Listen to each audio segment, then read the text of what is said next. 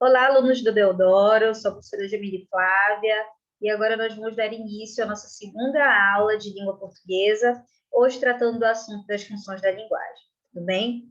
Então, como vocês podem ver aqui, a função da linguagem, ela vai desempenhar, vai representar os papéis que a língua portuguesa assume ao desenvolver a comunicação, né? E esses papéis, eles vão representar algumas utilidades na nossa vida. Quando a gente quer se expressar, quando a gente quer informar, quando a gente quer convencer, né? Então, a língua portuguesa, ela é utilizada com várias funções, com vários papéis, tá? E aí, as funções da linguagem, como um dos papéis mais importantes de uso da língua, seja escrita ou falada, ela vai funcionar a partir de alguns elementos da comunicação, né?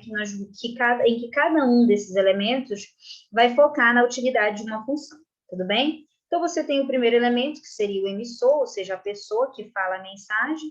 O segundo elemento seria o receptor, o indivíduo que recebe a mensagem. Toda mensagem, gente, que é construída por um código linguístico, ou seja, uma língua, uma forma comum de uso da língua, né? Ela precisa de um contexto de comunicação para funcionar e precisa de um canal pelo qual ela é transmitida, né? Então, de uma forma mais tranquila, para nós exemplificarmos aqui, o emissor desse processo de comunicação que nós estamos desenvolvendo sou eu. O receptor é você, tudo bem? A mensagem trata da função da linguagem, tudo bem? E ela está no contexto da aula de língua portuguesa. O canal de comunicação utilizado para transmitir essa mensagem é a minha voz, você pode citar também a videochamada, a linguagem não verbal, e essa mensagem é transmitida a partir de uma língua, que é a língua portuguesa, a língua que nós estamos utilizando aqui, assim como a linguagem não verbal, por meio dessa imagem, por meio dessa representação que você está tendo aqui do nosso slide. Tudo bem? Queridos, estudando as funções da linguagem na sua natureza, né, considerando também toda a sua representatividade que nós temos hoje em dia, a gente vai, cada elemento da comunicação, ele vai ter como principal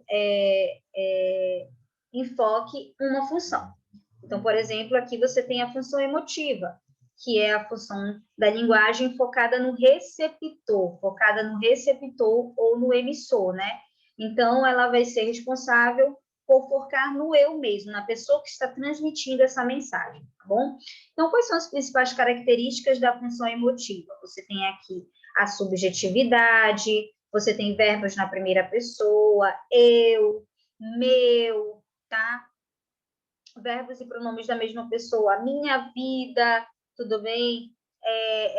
Nós cantamos, nós sentimos, tá? São construções da primeira pessoa. Pontos de exclamação e de interjeição, né, que geralmente são apresentados pelo ponto de exclamação de modo geral, que indica surpresa, contentamento, frustração, alegria, tá bom?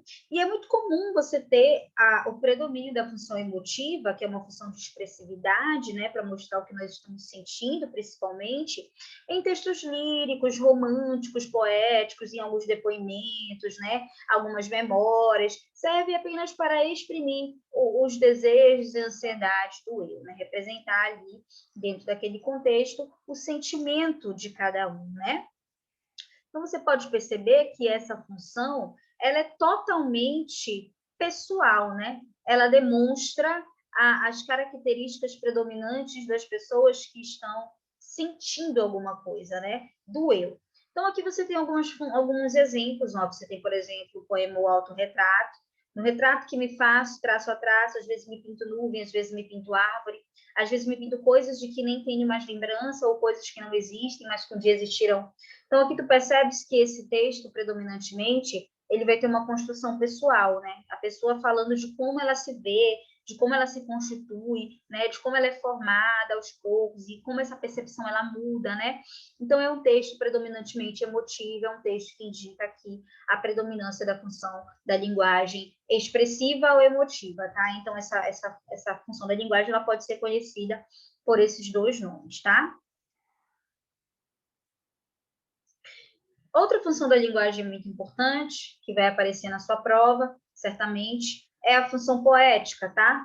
É a função que está responsável por focar na estrutura da mensagem, na forma da mensagem, né? Então, ela se preocupa muito com questões de rima, ela vai se preocupar com a beleza do verso, vai se preocupar com a métrica, é muito comum em textos literários, em poemas, tá? Ela vai utilizar muitas figuras de linguagem, como a metáfora, tá? Que são expressões da língua portuguesa utilizadas de forma figurada, né? Porque é o foco da linguagem poética, o foco da função poética está no processo de estruturação da linguagem, né? E como ele é utilizado de forma criativa, bonita, etc.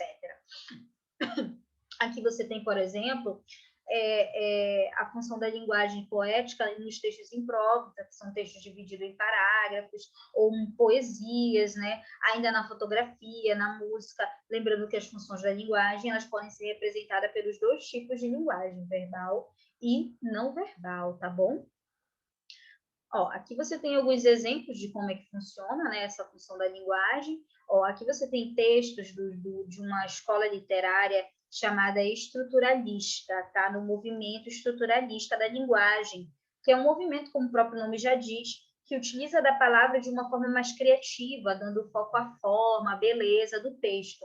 Então, aqui, por exemplo, você tem uma xícara de chá ou de café, né?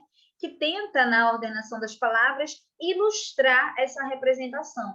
Então, aqui você tem, olha, na tarde fria de julho, voa o cheiro, o barulho do café descendo quente pelo bule reluzente. Então, você percebe que esse texto, né, ele também foi estruturado de modo a representar, por meio da imagem, o que o próprio texto ele quer dizer. Então, aqui você tem uma representação da função poética, porque ele está muito preocupado com a forma da linguagem, estrutura da linguagem, né? Aqui, era um homem bem vestido, foi beber no botequim, bebeu muito, bebeu tanto que saiu de lá assim, né? Então, é como se o próprio texto, ele tentasse representar aquilo, a sua forma, a forma do texto tentasse representar aquilo que ele quer dizer, tá? Ó, aqui você tem uma propaganda, né, que geralmente está atrelada à função conativa da linguagem, só que ela acaba se preocupando muito com a forma do texto. Então, ela adota a função poética também. Ó, hoje em dia, podemos ser roubados em qualquer lugar. Mesmo com a ausência aqui das palavras, né, nós conseguimos entender o que ela quer dizer dentro dessa frase, portanto, dando um caráter mais criativo, né, dando uma beleza diferenciada. Gente, é importante que vocês lembrem que as funções da linguagem, elas caem na prova nacional do ensino médio, no Exame Nacional do Ensino Médio, tá? Que é o Enem, é muito comum. Você tem a habilidade 29 da competência 6, segundo a qual você deve identificar a função da linguagem predominante, tudo bem? Então, pelo menos uma questão da prova do Enem é de funções da linguagem, devido a essa habilidade, tá? E é muito comum que ele peça essa ideia de predominância, porque todo texto ele pode ter mais de uma função, tá? A diferença é que esse texto ele pode, né, ter uma função que predomina. Ele sempre vai ter uma que vai ser maior do que as outras, certo? Aqui você tem um outro texto que fala um pouco da estruturação da linguagem, né, da beleza, da rima, mostrando aqui a predominância da função poética. Tudo bem? Outra função extremamente importante na sua prova do Enem, inclusive, tá? A gente cai muito esse tipo de função da linguagem, é a função conativa ou apelativa, tá? Ela pode ter esses dois nomes, conativa ou apelativa. E o foco da função conativa é no receptor, ou seja, a pessoa que está recebendo a mensagem, né? E aí, essa função, ela vai sempre tentar te convencer de alguma coisa utilizando de vários recursos argumentativos, como verbos no imperativo, que são verbos que indicam ordem, né? Então, é como se eu tentasse te convencer dizendo assim, faça, estude, compre, né? São verbos que indicam ordem, verbos na segunda pessoa e também na terceira. Existem muitas brincadeiras com a linguagem, como o recurso da ambiguidade, da polissemia, tá? São recursos utilizados assim para tentar chamar a tua atenção, mobilizar a tua atenção de modo a te convencer de alguma coisa. Por isso que a função conativa ela é a função que predomina, ela é a função que predomina na propaganda, tá? Nos anúncios publicitários, ela é a principal função da linguagem, tá? E é muito comum dentro dessas propagandas que você tenha linguagem não verbal também. Junto com a linguagem verbal é o que nós chamamos de linguagem mista, tá? E dentro da função fonativa, queridos, nós temos o seguinte entendimento. A prova do Enem, ela também vai ter uma competência que vai exigir que você identifique em vários textos os argumentos desenvolvidos pelo autor para convencer alguém, né? Identificar em vários textos os pontos de vista utilizados para mudar comportamentos e hábitos, tá? Então, é geralmente por meio dos textos conativos que a prova do Enem, ela busca cobrar essa competência nos alunos, ou seja, você também teria na sua prova do Enem uma questão que trate diretamente dessa competência aqui, ou seja, dos textos conativos, tá? Ó, aqui você tem propagandas que tentam te convencer, por exemplo, quando ele diz aqui, crie uma homenagem para a mulher que foi a sua primeira referência de beleza, né? Então, esse crie é o verbo no imperativo, ele está te dando uma ordem, ele está te dando uma instrução, né? A mesma coisa aqui na propaganda da Coca-Cola, abra a felicidade, né? Ó, aqui você tem uma brincadeira com ambiguidade, né? Que são expressões que têm duplo sentido. Então, olha aqui. Aqui o seu cão saiu um gato, né? Então, aqui existe uma brincadeira de sentido com a expressão, porque tudo vale dentro da propaganda para chamar a tua atenção e também para tentar te convencer de alguma coisa. Tudo bem? Ó, aqui você tem mais alguns exemplos, né? A música da Pitty ali que dá a orientação, diz são verbos de imposição, são verbos no imperativo, né? Aqui você tem uma propaganda que apela um pouco para sedução, que é essa do Cauã Raymond, né? Você também tem aqui a propaganda do Doril, né? Que é o trocadilho, a rima, né? São jogos de palavras para tentar, tudo vale para tentar convencer, né? A pessoa a adotar um comportamento ou um hábito. Tudo bem, queridos? Dando continuidade, aqui você também tem a função referencial da linguagem ou denotativa, tá? Ela também pode ser conhecida por esse outro nome. E a função referencial, ela vai estar atrelada ao contexto de comunicação, tá? Esse é o elemento da comunicação que ela se relaciona. E ela é totalmente o oposto, por exemplo, da função emotiva, porque ela é totalmente impessoal, né? Então, a função referencial, ela quer apenas te informar, ela quer apenas te apresentar uma informação, não está preocupada com a opinião e nem com a emotividade, né? É por isso que ela geralmente está encarregada de impessoalidade, ela é direta, é uma linguagem bem clara, uma linguagem no seu sentido literal ou denotativa, né? Totalmente sem sentimentos, e por isso que é muito comum a função referencial ela predominar em textos jornalísticos, né? Em textos que trabalham na esfera da comunicação e da informação, principalmente nessa área aí, né? Do jornalismo. Então, aqui você tem algumas notícias, né? Olha, a construção desses textos aqui demonstra essa objetividade da língua, essa preocupação em apenas transmitir uma mensagem, né? Então, aqui você tem o mundo sem petróleo. Em breve, os seres humanos terão de aprender a viver sem o petróleo, não porque ele vai acabar no futuro próximo. O especialista garante que as reservas mundiais são mais do que suficientes para satisfazer as necessidades do planeta por até 75 anos. Mas porque continuar usando o combustível que move a economia mundial com essa voracidade faz mal à saúde da Terra.